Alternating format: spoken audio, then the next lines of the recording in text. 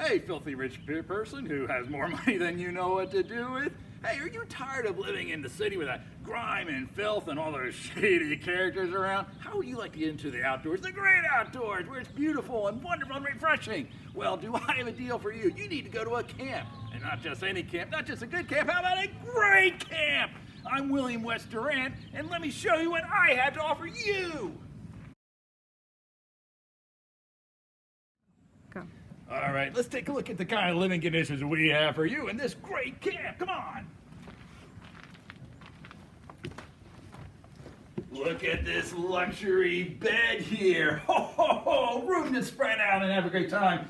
Should you ever get hurt, we have medical attention for you. Look at those crutches. Oh, that's awesome here. Look at the fine dining table that we have here. It's a great place to entertain your friends. And, whoa, check out this bear here. Whoa. If you go hunting, who knows, you may come across some of these. And makes a lovely rug here.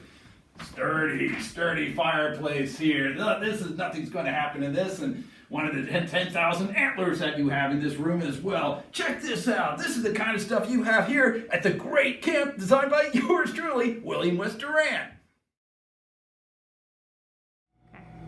William West Durant here again at the great camp. And at the great camp, we take care of our guests. Not only do we serve food that's edible. Now, let's go and meet one of the great people who work here at the great camp, Alva Dunning.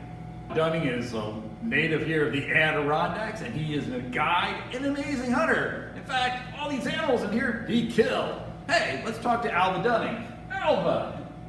Alva? So Alva, why don't you tell our friends what it's like to work here at the great camp? They pay me well enough. Of course we do. We take good care of all of our people. Well, I'd rather they stay out of my woods. Keep their money. Jackknifing, wasting all the game, leaving it to rot in the woods. It's ridiculous. Yes, it is ridiculous, and we don't have those people at the great camp. That's right, Alva, isn't it? I can get along just fine without them. They're all a bunch of darned fools anyway. All right, Alva, it's great talking to you. Why don't we go and eat some of that edible food?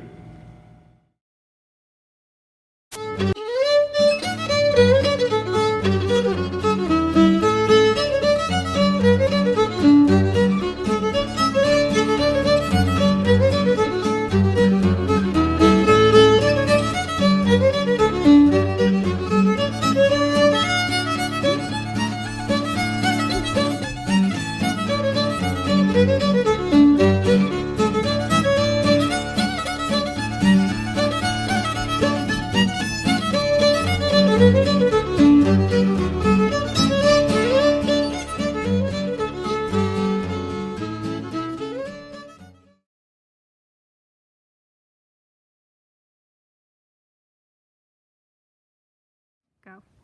William West Durant here again, and isn't it beautiful out here at this great camp? Speaking of beautiful, we always enjoy our female guests who are coming, and here I have the opportunity to interview Mrs. Huntington. Mrs. Huntington, I know you're looking forward to coming to this camp and entertaining all your friends. Tell me, what are you excited about? Of course you're excited about the opportunities that this camp offers ladies to enjoy the beauty of nature as well, and the opportunity to try out some new things. What are some things that you are looking forward to trying to do? Absolutely, go for a swim, do some canoeing, go and do some boating as well. You know, we value our women and we expect them to have a real say in terms of what goes on here at the camp. What are some ideas that you have? Of course, I would think of the same things too. I'm telling you here, ladies, come join us here at William West Durant's Great Camp. Ladies and gentlemen, you're saying, William West Durant, how can I get in on this? All this natural beauty, all the luxury that this camp affords, how can I get in on this? Well, let me tell you, ladies and gentlemen, you too can have a great camp for yourself. And I'll tell you what, for a special limited time offer, you buy one great camp, I'll throw in another great camp for free. That's crazy! You'll go bankrupt! Oh, no, not with my superior financial mind, I won't.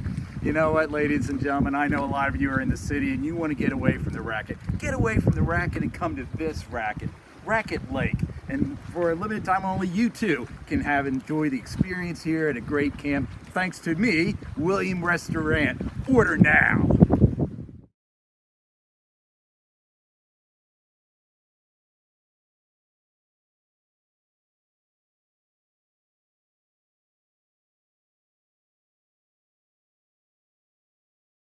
Sure. So this was a place very well known to us traditionally for thousands of years. It was the kind of larder breadbasket of the Haudenosaunee people and the Abenaki people who mostly resided in what is now Vermont.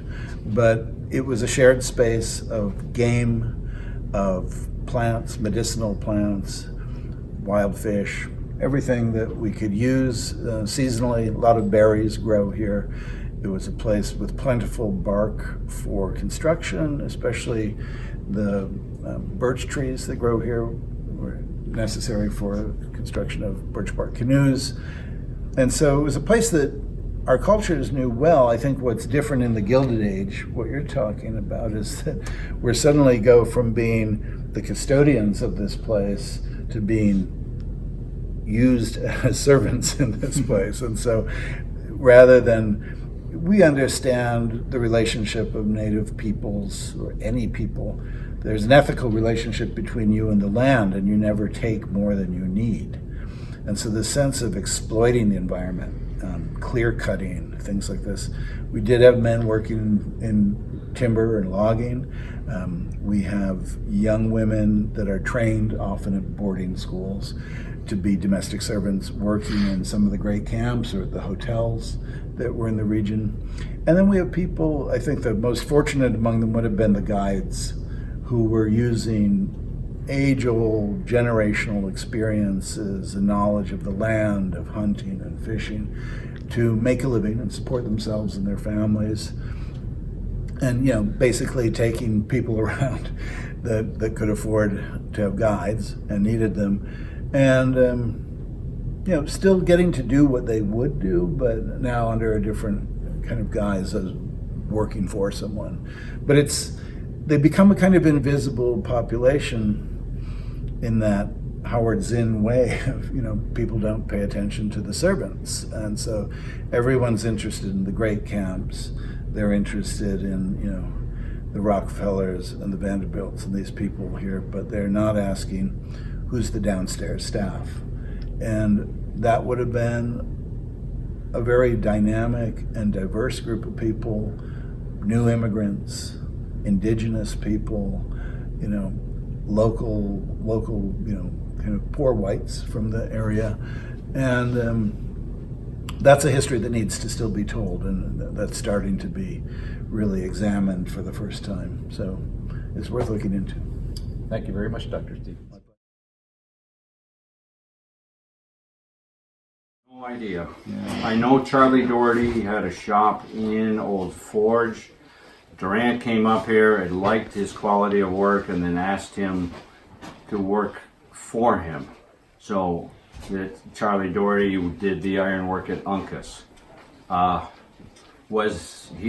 he must have had a solitary shop somewhere that he worked out of, and Durant would say, well, I need this, and then he would make it.